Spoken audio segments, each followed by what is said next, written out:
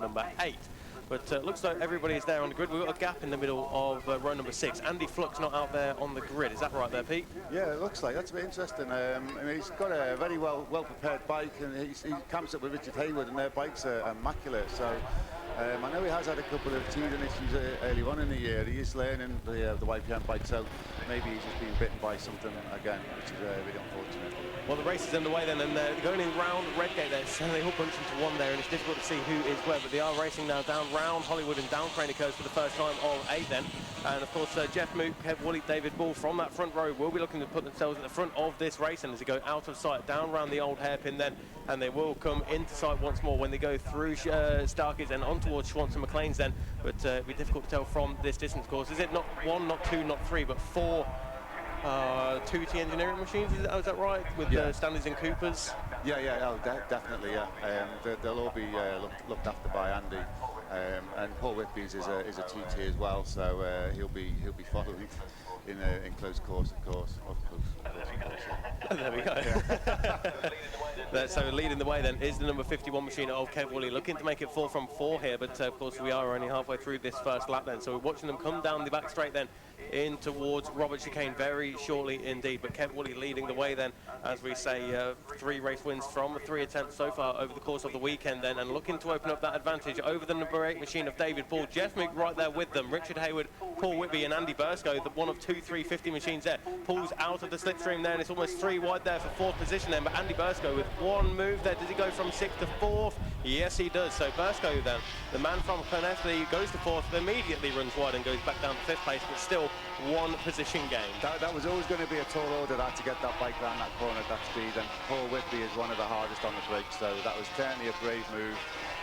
I'm wishing Andy all the best here. As we've mentioned, and keep mentioned all the time, that lad travels far and long to come to these races. So he deserves any success that he can get. He works hard on that bike. It is an absolute fighter. Well, you're going to have to forgive my ignorance on this one, but obviously having a look at it, it's 350 compared with the 250s. I would have thought the 350 would be a little bit better for power, but the forks are thinner, believe it or not, than a TZR. The frame's not as good. It just basically flexes way more, so it's just harder to get around the corners. Oh, fair enough, and that's why the 250s make up the time then, is it? Especially tracks like this down Craners and whatnot. Yeah, so I mean, the thing is with Bursko's bike is that he has got the wheel conversion that we've allowed in the reg, so it allows the power valve to run TZR wheels front and back, which then enables them to run wet as well, which has to be a level playing field for the bikes. So it does help the power valve, and Andy has developed his bike to enhance that. So, but it still is a power valve. Well, he's doing a good job there. He's into 6th place there, so he did make up 2 positions on that lap. He immediately dropped 1 at Redgate, and he's back down to 6th place there. He's the man on bike number 70 then, but leading the way by 2.6 seconds, and the fastest lap of the race naturally on the first flying laps, then 2 laps down, 6 to go. Goes to your race leader, Kev Woolley, a 1 minute 19.281.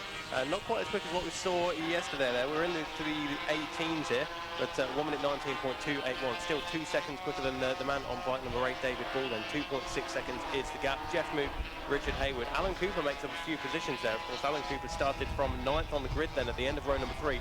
Made up 2 positions on the first lap and 2 positions again on this second lap.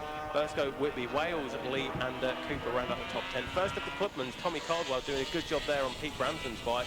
Stubberfield second of the Clubmans, and Danny Goff on bike number 60 rounds out the podium at this stage, but he does have John Hamilton for very close company. Yeah, a couple of things there. So Tommy Caldwell, he crashed at Coppice in that first race area today. So they've had a rebuild job to do, and Mr. Bratton's done an excellent job as always.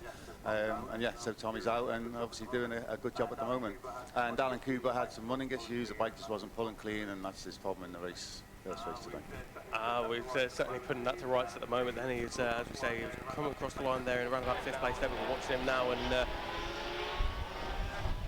Alan Cooper was having a look here for the number. Oh, it was in 2nd place. Sorry, I missed that one. He's gained up 3 positions on that lap. So it is Woolley from Alan Cooper now, made up 3 positions over David Ball, Richard Hayward, Andy Bursko. Jeff Mook has dropped 3 positions there as well. Went around about 0.9 of a second slower than his fastest lap of the race so far. It's a 22.2 on that lap for Jeff Mook on bike number 57. Paul Whitby, Andy Wells, Damien Lee, and that's Darren Cooper, isn't it, on the 162 machine, who rounds out the top 10 at the moment then. So it's pretty much as you were from 7th down to 10th place there. Caldwell's still there in 11th. Stubberfield now ahead of Paul Toland for 12th and 13th place overall. And the rental race there of David made 12th place in class and 16th place overall. So it's a little bit of a, I suppose, different riding style, to say the very least, to go from a 754 stroke to a 252 stroke. Yeah, indeed. I think he's still trying to find those extra sort of 70 brake horsepower that he's used to on the on the 1000 bike. But yeah, I think ultimately he's enjoyed it. Whether it's actually for him or not, that remains to be seen. So a 1 minute 19.281 is the fastest lap of the race. That was set by Woolley on the first of the flying laps. Then we are on lap number 4 here. In fact, Kev Woolley coming up to complete lap number 4 then to start the 5th lap. So we are at around about half race distance now, 4 down, 4 to go, as Woolley extends his advantage by a further 0.6 of a second over Alan Cooper to 4.4 seconds now. Alan Cooper, David Ball, and then Andy Bursko, who got the better of Richard Hayward on that lap. They're heading around Redgate now. Just gone into third. He's just gone into third, I think. I think he got past David on that straight and held it round Redgate. Well, Andy Bursko with his personal best lap of the lap on that previous time around, then a 1 minute 20.1. Who is quicker than the man in front, and as you say, is up in 3rd place now. So David Ball on bike number 8 relegated down to 4th place at this stage. Richard Hayward rounds up the top 5 at the moment. Andy Wales found a way through on the number 74 blue machine of Paul Whitby, so he's now 0.3 of a second ahead of him. And Damien Lee and Darren Cooper still rounding out your top 10 at the moment. But the race leader, Kev Woolley, by 4.5 seconds, goes through into the 2nd sector, then up in towards Coppice, then it goes yellow in the 1st sector, but with 4.5 second advantage, he'll know that he's not got a great deal of pressure behind him at this stage, or second. So we've got Cooper, Ball, Bursko, Hayward, and Moog and Wales, all relatively close on circuit there. Yeah, I can almost guarantee that if David has sort of got back into 3rd place, that was down through Craner. I've raced with Andy Bursko many a time, and a couple of times he'd come past me on here, and I knew the place to go and get it back was before the old hairpin, and that's probably what's happened there. Looks like Nigel Terry has come into the pits there, unfortunately. So Nigel Terry on the bike number 65 has retired back to the paddock. Yeah, he retired in the first race. Unfortunately, I didn't get to see him in the paddock to find out what the problem was, but it looks like it hasn't been resolved. That's the kind of time where you go back, regroup, reform, and come back strong fighting at the next round, then, which will be at Capital Park. That's right. So, Woolley, Cooper, Bursko, as you say, up in the 3rd place, Hayward up in the 4th place, David Ball drops 2 positions on that lap then, 5 laps down, 3 to go. Jeff Mook, Andy Wales, still as you were inside that top 10, as David May on the number 100 Renter racer there. I'm sure he's having a good time. 12th place in class at the moment there, and fastest lap so far for him of a 1 minute 24.972. And a bit of chatter on the radio there. We'll keep an ear out for that one as the race leader now gets stuck into the tail enders here. So Kev Woolley through on one of the tail enders, and I noticed, I was having a look through the lap times actually from qualifying throughout the races, and it's got to be said that Sarah Osterholzer has really started to improve the lap times at Lions and whatnot as well, so it's good to see. Oh yeah, definitely. Sarah's coming in new into the class this year, and she has actually got the best instructor, although not officially a Bemsee instructor at the moment. But yeah, Kev Woolley's been helping her out on Friday, and I could see even just when I was out on Friday how much she was improving just through that day. So yeah, 100%. I spoke to her last night at the presentations, and she's loving it, and she just wants to keep going, keep improving, and she's certainly showing that, and it's brilliant to see. I thought you were going to say you were instructing her then with the best instructor. No, not at all. So Kev Woolley once again across the line, then 6 laps complete and a 6 second advantage over Alan Cooper, then Andy Bursko. So top 3 stays as it was. David Ball now back in front of Richard Hayward, then Jeff Mook remains in 6th place there, but 0.7 of a second behind him. Paul Whitby got the better of the 85 machine of Andy Wales. So a few changes of position inside the top 8 then. Lee and Cooper separated by 2 seconds then for 9th and 10th place, but good battles all the way down the order there. One coming across the line now. That's the one between Paul Toland and Dan Goff. 0.2 of a second between them.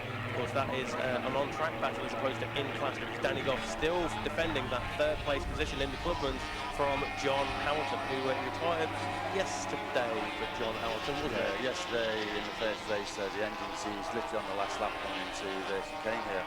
So as I mentioned sort of yesterday, this afternoon, that he's running a David Ball engine there from David, so obviously we're all very grateful for that.